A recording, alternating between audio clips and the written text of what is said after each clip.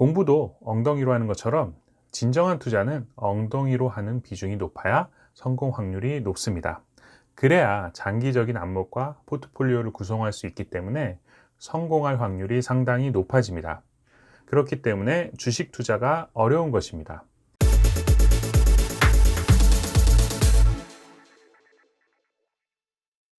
안녕하세요, 한동화입니다. 오늘은 요즘 같은 시기에 한 번 정도 생각해 보면 상당히 도움이 되실 만한 투자 심리학에 대해서 한번 이야기해 보도록 하려고 합니다. 특히 부동산과 주식, 어느 것을 투자를 할 것이냐, 고민이 많으신 분들이 상당히 많을 텐데요.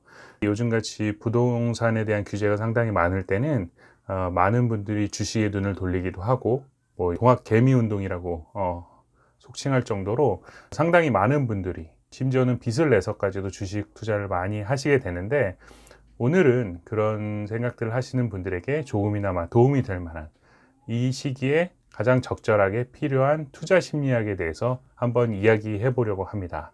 투자는 머리로 하는 것이 아니라 엉덩이로 하는 것이라는 말을 들어보셨나요? 엉덩이로 하는 것은 공부가 아니냐고요? 네, 맞습니다. 머리가 좋은 학생보다 엉덩이로 공부하는 학생이 더 공부를 잘하는 것은 누구나 아는 사실입니다. 하지만 이는 투자에도 접목이 되는 사실입니다. 엉덩이로 투자를 하는 것이 투자를 열심히 공부하라는 것이냐, 그런 것은 아니고요. 제가 본격적으로 이야기를 시작하기에 앞서 원숭이들 얘기를 한번 시작하고 넘어가 보도록 하겠습니다. 장기 투자를 설명하는 상당히 유명한 원숭이의 이야기인데요. 시소 위에 원숭이들이 마구 앉아 있습니다. 다수의 원숭이들이 바나나를 먹기 위해서 상당히 많은 노력을 하고 있습니다. 그런데 그 중 한 마리가 군중을 떠나서 시소 위로 올라가게 됩니다. 그 원숭이는 바나나를 맛있게 먹게 되고 독식하게 됩니다. 그 원숭이를 답습한 나머지 무리의 원숭이들이 그를 우르르 쫓아가게 됩니다.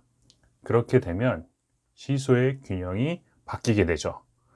결국은 오랫동안 자리를 지킨 원숭이가 바뀐 시소의 덕으로 바나나를 먹게 된다는 이야기입니다. 이 원리에서 처음에 도전했던 선구자는 고급 정보를 가진 외국인 투자자들이거나 아니면 기관 투자자일 것입니다.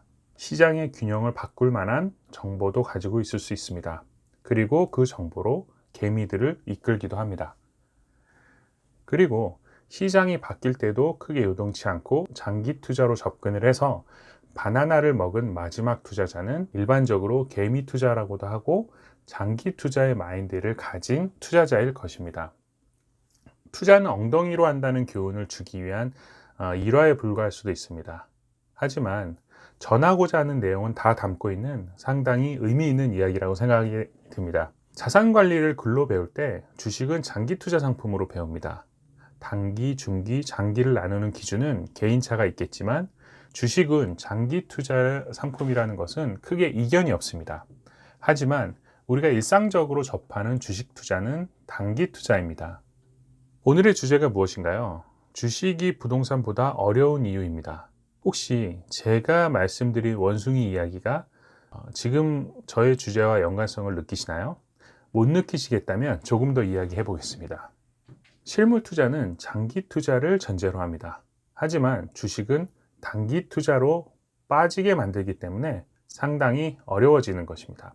시간을 지배하려는 것은 어느 분야에서나 고도의 지식이나 정보가 필요합니다.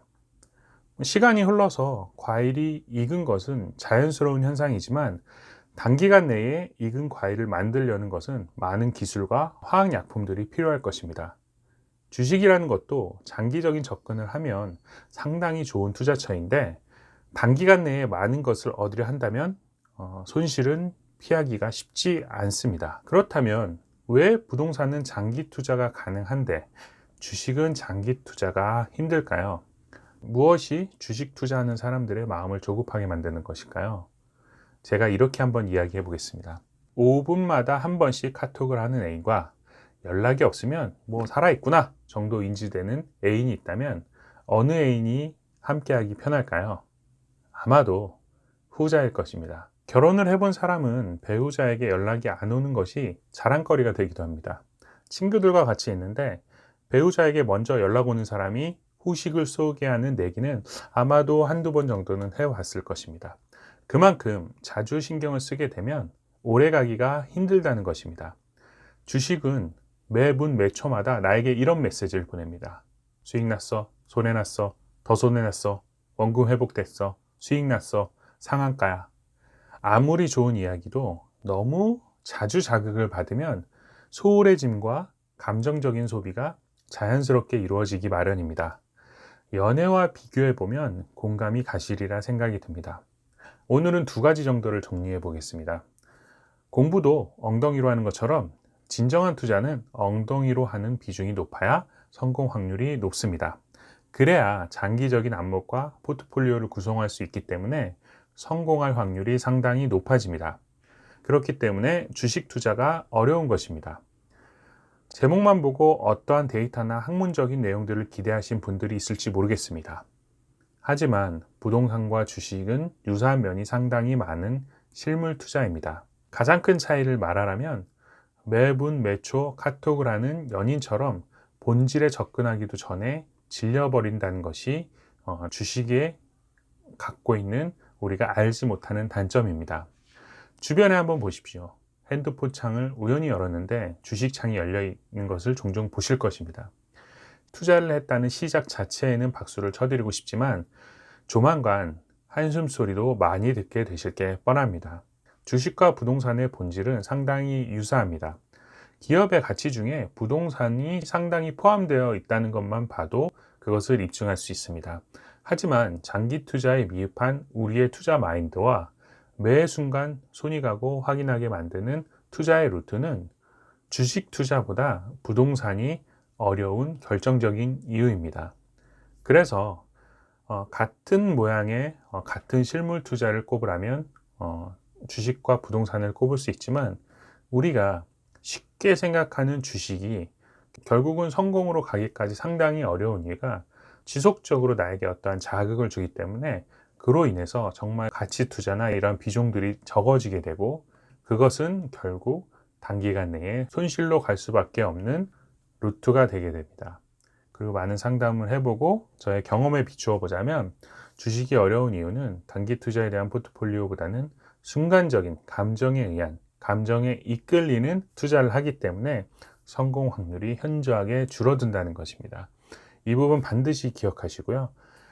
투자는 어떠한 지식이나 어떠한 데이터도 상당히 중요하지만 그 투자를 임하는 투자자의 심리학, 인문학이 사실상 많은 부분의 성패를 좌우한다는 것을 반드시 기억하시기 바랍니다. 감사합니다.